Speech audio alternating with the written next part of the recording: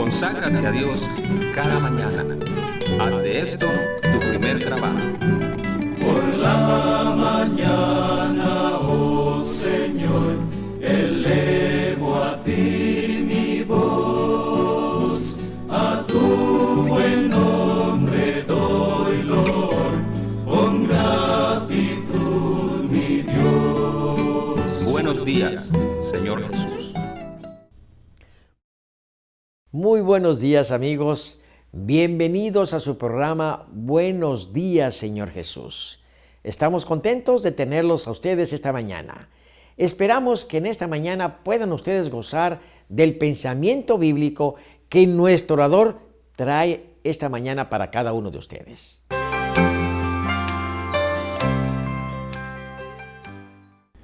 Otro día más con nosotros, mis buenos hermanos y amigos. Otra jornada más en nuestra peregrinación por este mundo. Y otra oportunidad de hacer las cosas mejor que ayer. Y por eso vamos a consagrarnos a Dios por este día. Te damos gracias, Señor, por el nuevo día que nos das. Y te pedimos bendición especial para las madres. Muchas de ellas sufren, lloran por sus hijos. Muchas de ellas carecen de apoyo y luchan solas para sacar adelante a su familia. Cúbrelas con tu misericordia, consuélalas con tu espíritu y ayúdalas a salir adelante. Te lo rogamos en el nombre de Cristo. Amén. Vamos a San Lucas, capítulo 2, versículos 51 y 52. Y descendió con ellos, y volvió a Nazaret, y estaba sujeto a ellos. Y su madre guardaba todas estas cosas en su corazón. Y Jesús crecía en sabiduría y en estatura y en gracia para con Dios y para con los hombres.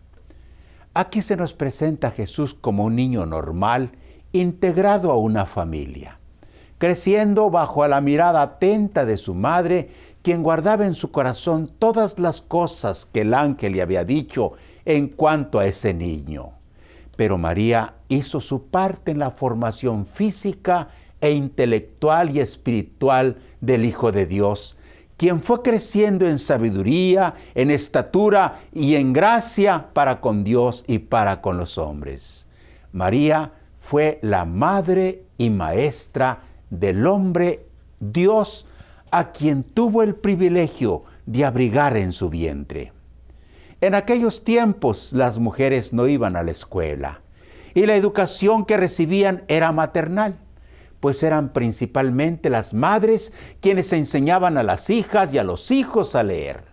Les relataban las historias de su pueblo, ponían las bases de las buenas costumbres y los principios de conducta para guiarse en la vida. Todavía la influencia de las madres, para bien o para mal, sigue siendo definitiva en la vida de los hijos. Y al leer la Biblia encuentro que al mencionar a los reyes de Israel y de Judá, las madres de ellos son mencionadas en primer lugar, como para indicar que son las madres, en gran medida, las responsables de lo que son sus hijos. Por ejemplo, en Primera de Reyes, capítulo 15, versículos 9 y 10, dice: En el año 20 de Jeroboam, rey de Israel, Asa comenzó a reinar sobre Judá y reinó 41 años en Jerusalén. El nombre de su madre fue Maaca, hija de Abisalom. Cuando la Virgen María recibió la visita del ángel Gabriel, quien le anunció que había sido favorecida por Dios al concederle el privilegio de ser madre de su hijo, María humildemente aceptó la voluntad de Dios y se dispuso a cumplir de la mejor manera la misión encomendada. Y San Lucas 1:38 dice: Entonces María dijo: He aquí la sierva del Señor, hágase conmigo conforme a tu palabra. Y el ángel se fue de su presencia. Desde ese momento, María se puso a hacer los preparativos para atender al niño Dios que comenzó a formarse en su matriz. no entendía el misterio que estaba experimentando. Menos lo iban a entender otros. Cuando le dijo a José, su novio, con quien ya estaba comprometida para matrimonio, de la visita del ángel y del anuncio que le había dado, José no le creyó. En aquellos tiempos de intransigencia y fanatismo, cuando había escribas y fariseos celosos por guardar las buenas costumbres, si José la hubiera denunciado, María pudo haber sido apedreada por su infidelidad. Pero San Mateo dice que José era un buen hombre y no quiso infamarla. Guardó el secreto y trató de buscar la forma de alejarse de María para evitar la burla de la gente que tarde o temprano se iban a dar cuenta del embarazo milagroso y tampoco iban a creer. Pero Dios intervino avisándole por medio de un sueño. Vamos a San Mateo 1, 20 y 21. Y pensando él en esto, he aquí un ángel del Señor le apareció en sueños y le dijo: José, hijo de David, no temas recibir a María por mujer, porque lo que en ella es engendrado del Espíritu Santo es, y dará a luz un hijo, y llamará su nombre Jesús, porque él salvará a su pueblo de sus pecados. Fue así como José se animó y fue por María y se casó con ella para formar lo que tradicionalmente se llama la Sagrada Familia. El carpintero José con su esposa María y un niño anunciado por el ángel como el Hijo de Dios, quien dividió a la gente. Unos lo aceptamos, otros lo rechazan. También dividió a la historia, pues la historia está partida en un antes y después de Cristo. María y José comenzaron a prepararse para atender al niño rey. Tal vez José hizo una cuna para el bebé y María se puso a hacer los pañales con la mejor tela que estuvo a su alcance. No entendían cómo Dios les había dado un privilegio tan grande, siendo ellos tan pobres. Pero el amor de Dios es tan grande que se puso al nivel más bajo para estar al alcance de todos. Cuando María estaba en estado avanzado de gravidez, un decreto del emperador romano César Augusto obliga a María y a José ir a Belén para empadronarse en un censo de población. Y fue así como nació Jesús en Belén. San Lucas 1, 7. Y dio a luz a su hijo primogénito, y lo envolvió en pañales, y lo acostó en un pesebre, porque no había para ellos lugar en el mesón. Al regresar a Nazaret con su niño en brazos, María siguió tratando de hacer lo mejor para atender al niño. Pero llegaron los días cuando la inteligencia del niño se abrió y había que enseñarle. No tuvieron dinero para enviarlo a las escuelas de los rabinos. En aquellos tiempos eran muy pocos los que tenían la oportunidad de educarse, y María fue la maestra. En su regazo, el niño Jesús aprendió a leer. De sus labios supo la historia de su pueblo y la historia de su nacimiento milagroso. A los 12 años se consideraba que los niños pasaban de la niñez a la juventud y eran llevados al templo, en donde leían una porción de las Sagradas Escrituras y los sacerdotes les hacían preguntas. María y José llevaron a Jesús y los sacerdotes quedaron admirados de la inteligencia. El mismo libro, capítulo 2, versículo 47 dice: y todos los que lo oían se maravillaban de su inteligencia y de sus respuestas. Cuando el joven Jesús comenzó a recorrer los pueblos y ciudades predicando, dice San Juan 7:15, y se maravillaban los judíos diciendo: ¿cómo sabe este letras sin haber estudiado? La respuesta es: por María, su madre y maestra. Si eres madre, tu primer deber es ser maestra de tus hijos. Toma conciencia de esto y dedica tiempo para enseñar a tus hijos como lo hizo la madre modelo. Oremos. Querido Padre, te suplicamos que les des sabiduría a las madres para ser maestras de sus hijos, para guiarlos con amor y firmeza por las sendas del bien, para poner en ellos principios de conducta buenos que mejoren la sociedad en que vivimos. Por Jesús lo pedimos. Amén.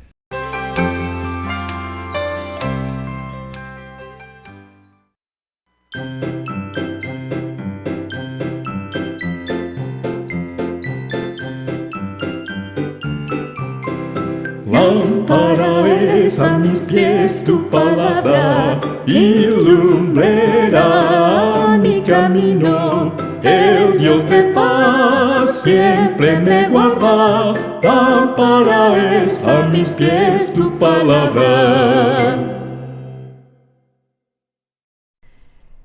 Nuevamente, aquí con ustedes, amigos, es un placer poder continuar con esos temas de tanto interés para la longevidad de nuestro cerebro. En este programa tenemos algo muy interesante que es cómo, como habíamos anunciado, cómo alimentar a los neurotransmisores. Y fíjense qué interesante porque los materiales que componen 4 de los neurotransmisores más importantes, es decir, la acetilcolina, la noradrenalina, la serotonina y la dopamina, nos llegan precisamente y directamente de lo que comemos. Estos 4, de vital importancia para la memoria, la concentración, el aprendizaje y la energía y la felicidad, tenemos primeramente la acetilcolina, que es buena para la memoria. ¿Y qué necesitamos para la memoria? Sobre todo lecitina, que es un auxiliar de digestión y transporte de grasas que mantiene el colesterol en estado soluble. Alimentos ricos en lecitina, sobre todo el que encabeza la lista es el sésamo o ajonjolí. Su composición tiene proteína completa, es lecitina pura, por lo tanto el mejor alimento para nuestro cerebro, y un dato que aunque quizás no guarde demasiada relación con lo que estamos hablando, pero creo que puede ser útil, y es la fuente de calcio natural más grande. No olviden, ajonjolí. Bueno, pues siguiendo en este grupo de alimentos que son ricos en lecitina, encabezándolo el ajonjolí, le sigue la soja o soya, aceite de soya, yema de huevo, germen de trigo, maní, mantequilla de maní y productos de trigo integral. Esta fórmula nutritiva, sencilla, es muy interesante para el programa de longevidad cerebral, es decir, lecitina más vitamina B y vitamina C. El segundo grupo o el segundo elemento tan necesario es la noradrenalina y dopamina. Es decir, aquí los dos son 2 elementos que producen energía. La noradrenalina nos hace recordar a largo plazo sucesos emocionantes y eleva el ánimo, da energía y optimismo. La dopamina controla los movimientos corporales, eleva el ánimo, aumenta el impulso sexual, mejora la inmunidad y favorece la longevidad. Y si hay escasez, puede provocar problemas cognitivos. Para nutrir, los mejores son los aminoácidos tirosina y fenilalanina, que se encuentran en alimentos ricos en proteínas como la soya, el sésamo o ajonjolí y otras semillas. Hay semillas muy interesantes que quizás tengamos la oportunidad de poderles explicar y que son muy importantes para nuestra dieta en general, pero en este caso para esto porque además tienen los omega. Además están los productos lácteos, que estos deben de ingerirse antes de ingerir hidratos de carbono para que no obstaculice la entrada de la tirosina al cerebro. Por la noche es bueno comer hidratos de carbono para fabricar el tranquilizante o la tranquilizante serotonina. Y la serotonina, que es la hormona del agrado, bienestar, alegría, también controla la sensibilidad al dolor y nos permite dormir bien. Alimentos ricos en hidratos de carbono y pobres en proteína son los que tienen esto. Primeramente, los hidratos de carbono. Y vamos a ver también cómo puede dañar el cerebro el bajo nivel de azúcar en la sangre. El único combustible con el que funciona nuestro cerebro, la glucosa o azúcar simple, y que necesita un 25% de toda la sangre que bombea el corazón para proveerse de ese combustible. Por lo tanto, cualquier bajón de azúcar en la sangre tiene un efecto potente e inmediato en el cerebro. Básicamente lo que sucede es que los centros de energía de las neuronas, las mitocondrias, cortan su fuente de energía y pueden quedar lesionadas o morir. Por cada bajón de azúcar perdemos millones de neuronas. El cortisol baja el nivel de azúcar en la sangre, estimulando una sobreproducción de insulina. De esa manera, el azúcar almacenado en el hígado se precipita al torrente sanguíneo y de ahí se convierte en glucosa. Esta entra en las células y durante unos minutos la persona se llena de energía y su funcionamiento cognitivo llega al máximo, pero luego recibe un rápido golpe en dirección contraria.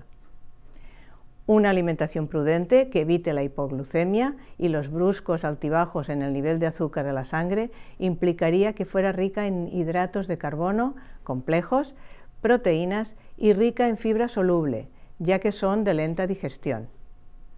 Una terapia nutricional sería interesante si hay algo que necesita el cerebro, es sangre. Por eso es que lo que es bueno para el corazón es bueno para el cerebro. Seguramente que las personas que nos están siguiendo nos lo están escuchando ya en varias ocasiones, pero no queremos que se les olvide. Cuando disminuye la circulación sanguínea cerebral, también disminuye la capacidad cognitiva. Entonces, para gozar de una circulación sanguínea óptima para el cerebro, es necesario mantener la tensión arterial, la presión de la sangre, y para ello es necesario el ejercicio, el control del estrés y la terapia nutricional. La alimentación que estimula la circulación sanguínea debe contener poca grasa, poco sodio y muchos antioxidantes. La vitamina C, por ejemplo, en particular, ayuda a mantener en perfecto estado la tensión arterial. Aparte que es necesario beber bastante agua y el ejercicio, como hemos mencionado, los alimentos ricos en fibra también ayudan en este sentido, ya que reducen el colesterol. El daño que produce la grasa en el cerebro, el exceso de grasa en la alimentación, produce dos efectos devastadores. Por una parte, entorpece la circulación sanguínea cerebral, ya que las arterias se obstruyen con lipoproteínas de baja densidad, o lo que llamamos colesterol malo, que disminuye la elasticidad de los vasos sanguíneos al cerebro y, como segundo punto, genera millones de radicales libres, ya que la grasa se oxida con mucha rapidez, a veces casi al instante, y el aceite rancio contiene algunos radicales libres más destructivos. Cada una de las neuronas es 60% de grasa, así que sería como si algunas partes del cerebro se pusieran rancias y se fueran pudriendo. Por eso, limpiar la sangre ayuda a despejar la cabeza. Y no queremos que se pierdan nuestro próximo programa, porque voy a anunciarles un tema que creo que les va a interesar muchísimo: cómo aumenta la longevidad cerebral la restricción del consumo calórico. Muchas gracias. Gracias, amigos, por su atención a este programa. En pantalla aparecen los capítulos de la Biblia para la lectura de hoy. Felicito a los que siguen el plan de terminar de leer la Biblia en un año. Espero que pasen un feliz fin de semana. No se olviden congregarse para adorar a Dios. Les invito para que nos acompañen la próxima semana al iniciar nuestro día con el programa Buenos Días, Señor Jesús. Que Dios les bendiga.